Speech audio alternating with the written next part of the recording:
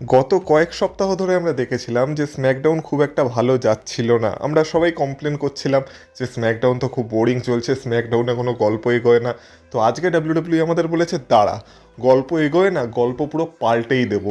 তো আজকে স্ম্যাকডাউনে ডাব্লিউডাব্লিউ এমন কিছু করেছে যেটার থেকে আমরা বলতে পারি যে এলিমিনেশন চেম্বারের ছবি পুরোপুরি পাল্টে গেছে। আর এবার অনেক পসিবিলিটি খুলে গেছে। দেখো, এলিমিনেশন চেম্বারে কে জিততে পারে বা কারা জিততে পারে সেই নিয়ে আমি গতকাল একটা প্রেডিকশন ভিডিও বানিয়েছি।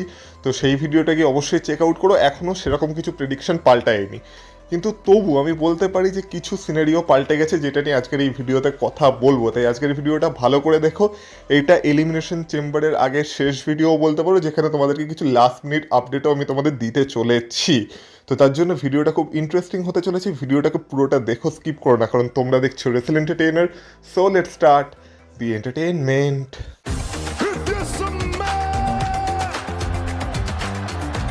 Acknowledge me. Acknowledge me. You there, sitting at home. Acknowledge me.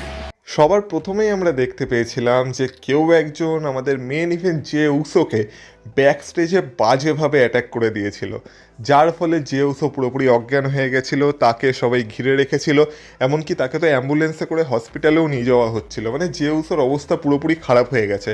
আমরা সেখানে কোডি রোডস আর অন্যান্য সুপারস্টারদেরকে দেখতে পেয়েছিলাম। আমরা দেখেছিলাম জেকব ফাটু তার সাথে হসপিটালে যাচ্ছে, আর একটা পুরো কেওস হয়ে গেছে ব্যাক স্টেজে যে কে এটা করলো। আমরা অলরেডি দেখেছিলাম জেকব ফাটুর উপরেও কেউ একজন ব্যাক স্টেজে অ্যাটাক করেছিল, আর আজকে জে উসোর উপর, তাও কি এলিমিনেশন চেম্বারের ঠিক আগে। আর এর ফলে এটাও কনফার্ম হয়ে গেছিল যে জে উসো আর আগামীকালের এলিমিনেশন চেম্বারে পার্টিসিপেট করতে পারবে না। জে উসো এলিমিনেশন চেম্বার থেকে বেরিয়ে গেছে, এবার তার জায়গাটা খালি হয়ে গেছে। এবার না হয় অন্য কেউ এসে সেই জায়গাটাকে ফিল করবে, না হলে এলিমিনেশন চেম্বারে আমরা 5 জনকেই দেখতে পাবো। তো এইটা শুনে আমরা দেখেছিলাম যে ড্রু ম্যাকেন্টায়ারের তো বেশ আনন্দ হয়েছিল। আর ড্রু ম্যাকেন্টায়ারকে তারপর আমরা রিংয়ে দেখতে পেয়েছিলাম, যেখানে ড্রু ম্যাকেন্টায়ার এসে বলছিল যে দেখ ভাই, যে উসোকে কে অ্যাটাক করেছে সেই নিয়ে আমার কোনো হাত নেই, আমি জানি না, কিন্তু যা হয়েছে ভালো হয়েছে, আর এবার আমার কম্পিটিশন কমে গেছে, এসব কথাই বলছিল। কিন্তু সেই সময় আমরা দেখতে পেয়েছিলাম যে ড্রু ম্যাকেন্টায়ারকে কনফ্রন্ট করতে কোডি রোডস চলে এসেছিল। আর কোডি রোডস আজকে খুব রেগেছিল, আর কোডি রোডস ভাবছিল যে জেউসোকেও অ্যাটাক ড্রু ম্যাকেন্টায়ারই করেছে। তো কোডি রোডস আজকে বলে যে অনেক হয়েছে, অনেক কথা তুই বলেছিস, এবার তোর দম থাকলে তুই চলে আয় রিংয়ে, এসে আমাদের মধ্যে একটা ফাইট হয়ে যাক। তো ড্রু ম্যাকেন্টায়ার বলে ঠিক আছে, তোমরাও কি দেখতে চাও আমার আর কোডি রোডসের ফাইট? তো তখন তো সবাই চিয়ার করছিল, সবাই তো দেখতে চাইবেই অবশ্যই। কিন্তু ড্রু ম্যাকেন্টায়ার বলে আমার কোনো দরকার নেই, আমি চ্যাম্পিয়ন, আর আমি অযথা কেন কোনো ফাইটে জড়াতে যাব, তো আমি এসব কিছু করব না। এই বলে আমরা দেখতে পাই ড্রু ম্যাকেন্টায়ার সেখান থেকে পালিয়ে যায়। কিন্তু ড্রু ম্যাকেন্টায়ারের পেছন আজকে কেউ ছাড়েনি, কারণ আমরা তারপর সেখানে র্যান্ডি অর্টনকেও দেখতে পেয়েছিলাম। এবার ব্যাক স্টেজে যখন জেউসের পর অ্যাটাক হয়েছিল তখন অনেক সুপারস্টারই সেখানে ছিল, কিন্তু র্যান্ডি অর্টন কিন্তু সেখানে ছিল না। কিন্তু আজকে র্যান্ডি অর্টনও খুব রেগেছিল, আর র্যান্ডি অর্টনও বলতে গেলে ড্রু ম্যাকেন্টায়ারের দিকেই পয়েন্ট করছিল। আর র্যান্ডি অর্টন এটাও বলছিল যে আগামীকাল এলিমিনেশন চেম্বার জিতে রেসেলমেনিয়ায় গিয়ে সে ড্রু ম্যাকেন্টায়ারকে দেখে নেবে। কিন্তু র্যান্ডি অর্টন আসার পর আমরা দেখতে পেয়েছিলাম সেখানে ট্রিক উইলিয়ামসও চলে এসেছিল। আর ট্রিক উইলিয়ামসের জন্য তো আলাদাই পপ ছিল, সবাই তার সাথে দ্যাট ট্রিক সেই গানটা করছিল, মানে আলাদাই মহল ছিল। তো ট্রিক উইলিয়ামসও নিজের পয়েন্ট রাখতে যাচ্ছিল, কিন্তু তখন তাকে ইন্টারাপ্ট করে দেয় জিভন ইভান্স। আর জিভন ইভান্স তো আসার পথে তার মাথায় একটা গাট্টা মেরেও চলে আসে, সেটাও দেখার মতো মোমেন্ট ছিল। আর সবার লাস্টে সেখানে এন্ট্রি হয় দ্য মেগা স্টার LA নাইটের। আর LA নাইট এসে তারপর বলে যে তোরা যা ইচ্ছা বলতে থাক, কিন্তু আলটিমেটলি এলিমিনেশন চেম্বার তো দ্য মেগা স্টারই জিততে চলেছে, যেটা হলো LA নাইট। মানে সবাই সবার পয়েন্ট রেখেছিল। আর তখন ট্রিক উইলিয়ামস LA নাইটকে কিছু বলতে যাচ্ছিল, আর তখন LA নাইট বলে আচ্ছা তুই কি বলছিলি, দ্যাট ট্রিক, তাই তো? তখন ট্রিক উইলিয়ামস বলে ইয়া। আর তারপর আমরা দেখতে পাই LA নাইট আর ট্রিক উইলিয়ামসের মধ্যে একটা হাতাহাতি শুরু হয়ে যায়। তো তারা ব্রল করতে করতে রিং থেকে চলে যায়, আর রিংয়ে দাঁড়িয়ে দাঁড়িয়ে সেটাকে দেখছিল কোডি রোডস, র্যান্ডি অর্টন আর জিভন ইভেন্স। আর জিভন ইভেন্সের মুখে তো একটা বিশাল সুন্দর হাসি ছিল যে বাবা কি সুন্দর মারপিট হচ্ছে, কিন্তু তার পাশে যে দ্য ভাইপার দাঁড়িয়ে আছে সেটা তার খেয়াল ছিল না। তো ভাইপারও দিয়েছে আর কেউ আউট অফ নোওয়্যার। তো একটা আর কেউ খেয়ে জীবন ইভেন্টসের খেলা সেখানেই শেষ হয়ে গেছে। আর তারপর আমরা দেখতে পেয়েছিলাম কোডি রোডস আর র্যান্ডি অর্টন আবার ফেস টু ফেস এসে দাঁড়িয়েছিল, যেহেতু তারা একে অপরের বন্ধু, তারা একে অপরকে অ্যাটাক করেনি, কিন্তু এলিমিনেশন চেম্বারের জন্য সবাই সবার দাবি রেখে দিয়েছিল। কিন্তু যেমন এখন এলিমিনেশন চেম্বারের জন্য একটা স্পট খালি হয়ে গেছিলো, তবে সেই স্পটটাকে তো ভরতে হবে। তো ব্যাক স্টেজে আমরা দেখতে পাই পল হেমন, অস্টিন থিওরি আর লোগান পলকে নিয়ে চলে এসেছে, কারণ ভিশনে এখন এই দুজনই বেঁচে আছে। তো সেইখানে আমরা দেখতে পেয়েছিলাম যে পল হেমন দাবি করছিল যে এবার যখন একটা স্পট খালি হয়েই গেছে তো এবার এটা আমাদের দায়িত্ব সেটাকে ভরার। তো আমি দুজনকে নিয়ে এসেছি আর তার মধ্যে আমি চাই লোগান পল সেই স্পটটাকে পাক। তখন নিকোলডিস বলে ব্যাপারটা একটু অদ্ভুত না, কিছুক্ষণ আগেই জিউসের উপর অ্যাটাক হলো আর তারপরেই তোরা চলে এলি স্ম্যাকডাউনে সেই স্পটটাকে ভরতে, তো অ্যাটাকটা তোরা করিসনি তো। তখন পলেমান বলছিল কী সব বলছিস নিকোলডিস, তোর মনে হয় আমরা এইসব করতে পারি? তো এই নিয়ে তাদের মধ্যে একটা তর্কাতর্কি চলে, কিন্তু আলটিমেটলি লোগান পলের বিষয়ে নিকোলডিস বলে ঠিক আছে আমি ভেবে দেখছি। কিন্তু তারপর আমরা ব্যাক স্টেজে দেখতে পাই যে জেকব ফাটো আবার ফিরে আসে হসপিটাল থেকে, আর জেকব ফাটো নিকোলডিসকে বলেছিল যে আমাকেও সেই স্পটটা দিতে। তো নিকোলডিস বলেছিল আমি সেটাও ভেবে দেখছি। তো এর মাঝখানে আমরা দেখেছিলাম যে জেকব ফাটু আর স্যামিজেনের মধ্যে একটা সেগমেন্ট হয়েছিল যেখানে ব্যাক স্টেজে স্যামিজেন জেকব ফাটুর উপর দোষ চাপিয়ে দিয়েছিল যে জেকব ফাটুই নাকি জেউসের উপর অ্যাটাক করেছে। তো স্বাভাবিকভাবে জেকব ফাটু সেটা শুনে তো রেগে যাবেই, আর জেকব ফাটু বলে আচ্ছা তুই বলতে চাইছিস আমি জেউসের উপর অ্যাটাক করেছি? আচ্ছা আমি যদি বলি যে তুই জেউসের উপর অ্যাটাক করেছিস, কারণ আমার যতদূর মনে আছে তোর জন্য আমি এলিমিনেশন চেম্বারে কোয়ালিফাই করতে পারিনি আর ড্রু ম্যাকইন্টায়ার তোকে সাহায্য করেছিল, তো এইসবের পেছনে তুই নেই তো। তো এইসব বলার মাধ্যমে তারপর লাস্টে স্যামিজেন বুঝতে পারে যে সে একটু বেশিই বলে ফেলছে, তার এইসব বলা উচিত না। আর এর মাঝখানে আমরা একটা জিনিস দেখেছিলাম যে নিকোলডিস এটা অ্যানাউন্স করে দিয়েছিল যে জেকব ফাটু আর লোগান পলের মধ্যে এবার একটা কোয়ালিফিকেশন ম্যাচ হতে চলেছে স্ম্যাকডাউনের মেইন ইভেন্টে, আর সেই ম্যাচে যে জিতবে সে এবার এলিমিনেশন চেম্বারের জন্য কোয়ালিফাই করে যাবে, যে উসোর জায়গায় সে এন্ট্রি করবে এলিমিনেশন চেম্বারের জন্য। তো স্যামিজেনও লাস্টে বলে যে হ্যাঁ ঠিক কথা, তুই একটা সেকেন্ড চান্স ডিজার্ভ করিস, ঠিক আছে তুই যা গিয়ে ম্যাচটাকে জেত আর যে উসোর জন্য ম্যাচটাকে জেত। এই বলে আমরা দেখতে পাই তাদের মধ্যে আর কি সেগমেন্টটা শেষ হয়, যেখানে আজকে দুজনই রেগেছিল আর দুজনের মধ্যে পয়েন্ট ছিল। তো এখন একটা পুরো ফুল কনফিউশন ক্রিয়েট হয়ে গেছে যে জেউসোকে কে অ্যাটাক করলো, সন্দেহর তীর তো সবার দিকেই যাচ্ছে, ড্রু ম্যাকইন্টায়ার সব থেকে বেশি সন্দেহজনক, তারপর তো র্যান্ডি অর্টন আছেই, এমনকি জেকব ফাটু, স্যামিজেন, কোডি রোডস সবার উপরই সন্দেহ যাচ্ছে, এমনকি সন্দেহের খাতায় দ্য ভিশনও বাদ নেই।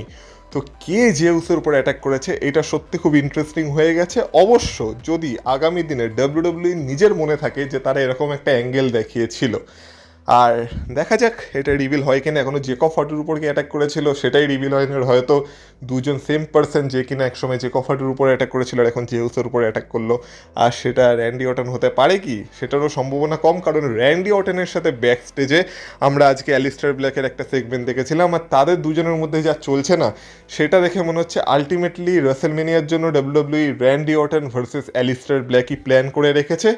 আমি সত্যি ডিসঅ্যাপয়েন্টেড, আর সেটা যদি হয় তাহলে বুঝতেই পারছো কালকে র্যান্ডি অর্টনের এলিমিনেশন চেম্বার জেতার চান্স কতটা। কিন্তু দেখে তো এটাই মনে হচ্ছে যে র্যান্ডি অর্টন ভার্সেস অ্যালিস্টার ব্ল্যাকই W W ultimate plan for WrestleMania 42। এছাড়া আজকে Uncle Howdy versus Solo Sikoa মধ্যে আমরা আজকে একটা 1-on-1 ম্যাচ দেখতে পাই, যেটা ছিল সেই লণ্ঠনটার জন্য, মানে যদি আজকে আঙ্কেল হাউডি জিতে যেত তাহলে সে তার লণ্ঠন ফিরে পেয়ে যেত। তো এই ম্যাচটা হয়, এই ম্যাচে আমরা দেখতে পাই আঙ্কেল হাউডি সোলো সিকোয়াকে হারিয়ে তো দেয় কিন্তু লণ্ঠন সে ফেরত পায় না, কারণ ম্যাচটা জেতার পর সে যখন লণ্ঠনটা নিয়ে যেতে যায় তখন পেছন থেকে এমএফটিরা এসে তাকে আবার অ্যাটাক করে দেয় আর লণ্ঠন নিয়ে তারা পালিয়ে যায়। তারপর হোয়াইট সিক্সও সেখানে এসেছিল কিন্তু ততক্ষণে এমএফটি সেখান থেকে পালিয়ে গেছিলো। মানে আঙ্কেল হাউডি ম্যাচটা জিতে তো গেল কিন্তু লণ্ঠন এখনও ফেরত পেল না, আর ফেরত পাবেই বা কী করে, কারণ স্টোরি লাইনটাকে রাসেলমেনিয়া অবধি টানতেও তো হবে। আর আলটিমেটলি রাসেলমেনিয়ায় গিয়ে আমরা হোয়াইট সিক্স ভার্সেস এমএফটিদের মধ্যে একটা ম্যাচ দেখতে পাবো, তারপরেই আলটিমেটলি গিয়ে তারা হয়তো লণ্ঠনটা পাবে। তো ততদিনের জন্য আঙ্কেল হাউডিকে বেস্ট অফ লাক। কিন্তু আঙ্কেল হাউডির যে ক্যারেক্টারের এসেন্সটা ছিল, যেটা হচ্ছে সুপার ন্যাচারাল পাওয়ার বা একটু ভুতিয়া টাইপের জিনিসপত্র, সেটা তো এখন ধারে কাছেও আর দেখা যাচ্ছে না। তো জানি না এই ক্যারেক্টারটার কতদিন ডাব্লিউডাব্লিউতে সাস্টেন করতে পারবে। কিন্তু তাছাড়া আজকে স্ম্যাকডাউনে আমরা টিফিনি স্ট্র্যাটন ভার্সেস কাইরি সেনের মধ্যে একটা ম্যাচ দেখতে পেয়েছিলাম, আর এটা টিফিনি স্ট্র্যাটনের জন্য একটা প্র্যাকটিস ম্যাচ ছিল বলা যেতে পারে। অ্যাকচুয়ালি ম্যাচটা হওয়ার কথা ছিল টিফিনি ভার্সেস আসুকার মধ্যে, কিন্তু আসুকা বলেছিল এলিমিনেশন চেম্বারের আগে আমি ফালতু ম্যাচে জড়াতে চাই না, তো কাইরি আমার হয়ে ম্যাচটাকে লড়বে। কিন্তু ম্যাচটা বড় কথা না, বড় কথা হচ্ছে এই ম্যাচের রিং সাইডে চেলসি গ্রিন ছিল, আর চেলসি গ্রিন সত্যি একটা ক্যারেক্টার। আমি তোমাদের বলেছিলাম চেলসি গ্রিনের পায়ে হয়তো ইনজুরি আছে, কিন্তু তবু চেলসি গ্রিনকে টেলিভিশন থেকে অফ রাখা যাবে না। চেলসি গ্রিনের ডেডিকেশন লেভেলও আলাদাই, এই ইনজুরি নিয়েও সে আর কি স্টোরি লাইনে ইনভলভ হচ্ছে। আর আজকেও আমরা দেখেছিলাম যে টিফিনি স্ট্র্যাটন আর কাইরি সেনের মধ্যে ফাইট হতে হতে একসময় ফাইটটা আর কি মানে রিং সাইডে গেছিলো, যেখানে অ্যালবা ফায়ার সবার প্রথমেই আর কি পড়ে যায়, আর তারপর চেলসি গ্রিন বেঁচে ছিল। চেলসি গ্রিন আর টিফিনি স্ট্র্যাটনের মধ্যে একটা ফেস টু ফেস ঝগড়া হচ্ছিল আর কি, সে সময় তো চেলসি গ্রিন উঠে দাঁড়িয়েও পড়েছিল, আর কোথার থেকে কাইরি সেন একটা উড়ে আসে, আর সেই সময় চেলসি গ্রিনও আর কি তার হুইল চেয়ারের কাছে পড়ে যায়। মানে চেলসি গ্রিন এখনও নিজের ইনপুট দিচ্ছে স্টোরি লাইনে। তো এটাই হচ্ছে ডেডিকেশন লেভেল, আর এই জন্যই চেলসি গ্রিন একটা আলাদা ইউনিক ক্যারেক্টার। যাই হোক না কেন, এই ম্যাচে আলটিমেটলি টিফিনি স্ট্র্যাটন জিতে গেছিলো তার মুনসল্ট মেরে, যেটা হচ্ছে দ্য প্রিটিয়েস্ট মুনসল্ট এভার। তো সেটা মেরে টিফিনি স্ট্র্যাটন জিতে গেছিলো, আর এলিমিনেশন চেম্বারের আগে বলা যেতে পারে মোমেন্টাম পেয়ে গেছে টিফিনি স্ট্র্যাটন। এছাড়া ওবাফেমি ভার্সেস দ্য মিজের মধ্যেও আজকে একটা ম্যাচ ছিল, যেখানে মিস তো এই ম্যাচটার জন্য রাজিই ছিল না। মিস তো বলছিল যে ওবাফেমিকে সে নিজের আন্ডারে নিয়ে নেবে, তারপর ওবাফেমিকে সে গ্রো করবে, কিন্তু ওবাফেমি সেটাই রাজি ছিল না। লাস্টে মিস ওবাফেমির উপর অ্যাটাক করতে যায়, আর ওবাফেমির উপর অ্যাটাক করতে গেলে মিস আর বাজবে। তো মাত্র কয়েক সেকেন্ডের মধ্যে আমরা দেখতে পাই মিসকে ওবাফেমি হারিয়ে দেয়, হারিয়ে দিয়ে নিজের ডমিনেন্স আবার প্রুফ করে। তো ওবাফেমিকে আলাদা লেভেলের ক্যারেক্টারই বিল্ড করছে ডাব্লিউডাব্লিউই। কিন্তু আজকে যেটা সব থেকে বড় টুইস্ট এসেছে স্ম্যাকডাউন থেকে, সেটা হচ্ছে ওমেন্স ট্যাগ টিম চ্যাম্পিয়নশিপ। কারণ আজকে আমাদের women's tag team champion Rio, মানে রিয়া রিপ্লি আর রিও স্কাই, তাদের ট্যাগ টিম চ্যাম্পিয়নশিপ ডিফেন্ড করছিল এগেনস্ট নায়া জ্যাক্স অ্যান্ড ল্যাশ লেজেন্ড। আর সবাইকে সারপ্রাইজ করে দিয়ে ঠিক এলিমিনেশন চেম্বারের আগে আজকে আমরা দেখতে পেয়েছি নায়া জ্যাক্স আর ল্যাশ লেজেন্ড ইও স্কাই আর রিয়া রিপ্লিকে হারিয়ে দিয়ে হয়ে গেছে brand new women's tag team champions. এবার আমি যে ফেরবদলের কথা তোমাদের বলছিলাম, তো প্রেডিকশন ভিডিওতে আমি তোমাদের একটা কথা বলেছিলাম যে যেহেতু রিয়া রিপ্লির কাছে এখন ট্যাগ টিম চ্যাম্পিয়নশিপ আছে, তাই রিয়া রিপ্লির চান্স একটু কম। কিন্তু ডাব্লিউডাব্লিউই ঠিক এলিমিনেশন চেম্বারের আগে রিয়া রিপ্লির কাছ থেকে ট্যাগ টিম চ্যাম্পিয়নশিপ নিয়ে নিয়েছে। আর এর ফলে আমি তোমাদের বলতে পারি যে রিয়া রিপ্লির চান্স অনেকটা বেড়ে গেছে। মানে কালকের প্রেডিকশন ভিডিও যারা গিয়ে দেখেছো বা যারা দেখোনি অবশ্যই গিয়ে একবার চেক আউট করো, সেখানে আমি রিয়া রিপ্লিকে 3 নম্বরে রেখেছিলাম, কিন্তু এখন আমি বলতে পারি রিয়া রিপ্লি অবশ্যই এখন 3 নম্বর থেকে 2 নম্বরে উঠে যাবে। তার কারণ হচ্ছে রিয়া রিপ্লির চান্স অনেকটা এখন বেড়ে গেছে, যেহেতু তার কাছে আর ট্যাগ টিম চ্যাম্পিয়নশিপ নেই, আর এখন সে পুরো ফ্রি হয়ে গেছে। আর এখন চাইলে W W Rhea Ripley versus Jade কার্গিলের ম্যাচের দিকেও যেতে পারে, সেটারও চান্স এখন পুরোপুরি খুলে গেছে। তো একান্ত টিফিনিকে না জেতাতে চাইলে অবশ্যই রিয়া রিপ্লি এবার ডাব্লিউডাব্লিউর কাছে আরেকটা অপশান হিসেবে ওপেন হয়ে গেছে। তো এইটা একটা বড় ফেরবদল হয়েছে, কিন্তু রিয়া রিপ্লির থেকেও বড় একটা ফেরবদল হতে পারে, কারণ ব্যাক স্টেজে আজকে আমরা শার্লেট ফ্লেয়ার আর অ্যালেক্সা ব্লিসকে দেখেছিলাম, আর শার্লেট ফ্লেয়ার তো পুরো ডিপ্রেশনে চলে গেছে। সে একটা কিছু খাচ্ছিল, আইসক্রিম বা কিছু এরকম প্রোটিন টাইপের কিছু একটা খাচ্ছিল, আর সেই সময় অ্যালেক্সা ব্লিস বলে ঠিক আছে আমি জানি আমি কোয়ালিফাই করে গেছি, তুই কোয়ালিফাই করতে পারিসনি, সেই কারণে তোর মন খারাপ। আর মন খারাপ হতেই পারে, সেটাকে তুই প্রকাশ কর। কিন্তু শার্লেট তো বলছে না না ঠিক আছে আমি করতে পারিনি তো কী হয়েছে, আমার প্রিয় বন্ধু এলিমিনেশন চেম্বারে কোয়ালিফাই করে গেছে, এতেই আমি আনন্দিত। কিন্তু সে যে আনন্দ পায়নি এটা তো লাস্টের দিকে জানা গেছিল, কারণ জিউলিয়া আর জিউলিয়ার যে পার্টনার কি যেন কিয়ানা জেমস, তারাও এসে আর কি মাঝখানে বলছিল, আর এখানে জেড কার্গিলও চলে আসে। তো সবাই মিলে এসে আর কি এলিমিনেশন চেম্বার নিয়ে আলোচনা করছিল, লাস্টে জেড কার্গিল সবাইকে আর কি গুড লাক উইশ করে। আর সেই সময় শার্লেট ফ্লেয়ার তো কেঁদেই ফেলে, মানে শার্লেট ফ্লেয়ার পুরো কেঁদে ফেলেছে, মানে কিছু একটা তো হতে চলেছে এলিমিনেশন চেম্বারে। এই শার্লেট এত ডিপ্রেস যখন হয়ে গেছে, আবার এমন না হয় যে আজকে যেমন জেউসও বাদ হয়ে গেছে, কালকে অ্যালেক্সা ব্লিসও বাদ হয়ে যায়, আর অ্যালেক্সা ব্লিসকে দেখা গেলো ব্যাক স্টেজে কেউ অ্যাটাক করলো আর তার বদলে শার্লেটই ঢুকে গেল। আর তারপর যদি শার্লেট এলিমিনেশন চেম্বার জিতে যায়, তাহলে শার্লেট ভার্সেস জেড কার্গিলের ম্যাচও রেসেলমেনিয়ায় হতে পারে। তো সব পসিবিলিটি এখন ওপেন হয়ে গেছে, তাই তো বলছি কালকে একটা বিশাল বড় ফেরবদল হতে পারে। শার্লেটের এই কান্না তো আমার ঠিকঠাক লাগছে না। আর কান্না ডিপ্রেশনের কথা যখন হচ্ছে, তখন আমরা জনি গর্গানাকেও দেখেছিলাম, যেখানে আজকে ক্যান্ডিস লেরে আর জর্ডানি গ্রেসের মধ্যে ম্যাচ হচ্ছিল, কিন্তু সেই ম্যাচে রিং সাইডে জনি গর্গানো তো পুরো ডিপ্রেস হয়ে সেই উল্টো হয়ে শুয়ে পড়েছিল, তার মাথা নিচু ছিল। মানে জনি গর্গানো এখন আলাদাই ডিপ্রেশনে আছে। যাই হোক না কেন, এবার একটু কথা বলা যাক সেই মিস্ট্রি বাক্স, রহস্যময় বাক্স, মিস্ট্রি ক্রেট, সেটা সম্পর্কে। তো দেখো, এটা আজকে স্ম্যাকডাউনে আমরা আবার দেখতে পেয়েছিলাম। সেটা স্ম্যাকডাউনে কী করছিলাম জানি না, কারণ সেটাকে তো ডিরেক্ট শিকাগোতে নিয়ে যাওয়ার কথা ছিল, সেখানেই সেটা ওপেন হবে বা খোলা হবে। তো যাই হোক না কেন, আজকেও সেই মিস্ট্রি ক্রিয়েটকে ঘিরে আমরা অনেক সুপারস্টারকে দেখতে পেয়েছি, তাকে ব্যাক স্টেজে অনেক সেগমেন্টে আমরা দেখতে পেয়েছি। এবার ফাইনালি আমি যেমন তোমাদের বলছি যে এই মিস্ট্রি ক্রিয়েট থেকে সম্ভবত ড্যান হজেনই বেরাতে পারে, আর এটা এলিমিনেশন চেম্বারের আগে শেষ কয়েক মিনিটের আপডেট। তো ড্যান হজেন তার সোশ্যাল মিডিয়া অ্যাকাউন্টে, বিশেষ করে তার এক্স অ্যাকাউন্টে অনেকগুলো টুইট করছে, যেখান থেকে সেটা কনফার্ম করে দিয়েছে যে AEWর সাথে তার কন্ট্রাক্ট শেষ হয়ে গেছে, সে এখন ফ্রি এজেন্ট হয়ে গেছে, আর সে এখন যে কোনো কোম্পানিতে যেতে পারে। এমনকি সে তো তাকে বুক করার জন্য তার ইমেল আইডি ফাইডিও সব দিয়ে দিয়েছে। মানে এখান থেকে ড্যান হোসেন এটা টিজ করতে শুরু করে দিয়েছে যে সে আসতে চলেছে, আর সবাই এটা তার কমেন্টে লিখছে যে তার মানে সেই বাক্সের ভেতর আছে। সে আলাদিনের যে জিন সেই সব মানে পোস্ট করছে, তাছাড়া ফ্রিডম এসব অনেক টাইপের ক্রিপ্টিক জিনিসপত্র সে পোস্ট করছে, যেখান থেকে সে টিজ করতে চাইছে যে সে কিছু তো একটা করতে চলেছে, সম্ভবত সেই এই মিস্ট্রি ক্রেট থেকে বেরোতে চলেছে। আর যেহেতু তার ক্যারেক্টারটা একটু ভ্যাম্পায়ার টাইপের ক্যারেক্টার, আর আমরা জানি ভ্যাম্পায়ার বা বাদুররা দিনের পর দিন একটা বদ্ধ ঘরে বা একটা বদ্ধ বাক্সের ভেতর থাকতে পারে, তো অবশ্যই তার ক্যারেক্টারের সাথেও এই বাক্সটার মিল আছে। তো সম্ভবত ড্যান হজনি হতে চলেছে যে কিনা এই বাক্সের ভেতর থেকে কালকে বেরাবে অ্যাট এলিমিনেশন চেম্বার। কিন্তু এবার কথা বলা যাক এলিমিনেশন চেম্বার ম্যাচের সেই ফাইনাল স্পট কে পাবে, সেটার জন্য আজকের যা মেন ইভেন্ট হয়েছিল, মানে লোগান পল ভার্সেস জেকব ফাটোর মধ্যে একটা ম্যাচ হচ্ছিল, আর সেই ম্যাচে যে জিততো সে জেউসোকে রিপ্লেস করে দিত। এবার ম্যাচটার থেকে বড় কথা হচ্ছে ম্যাচটার মধ্যে কি কি ঘটেছে। প্রথম কথা, এই ম্যাচটায় রিং সাইডে আমরা অস্টিন থিওরি আর পল হেমনকেও দেখতে পেয়েছিলাম, যেহেতু লোগান পলের ম্যাচ ছিল। এবার আমরা যেমন ভাবছিলাম যে সেই মিস্ট্রি অ্যাটাকার, মিস্ট্রি মার্কসম্যান, তার কি হলো, তো আজকে আমরা তাকে দেখতে পেয়েছি সে এসে অস্টিন থিওরিকে অ্যাটাক করে দিয়েছে।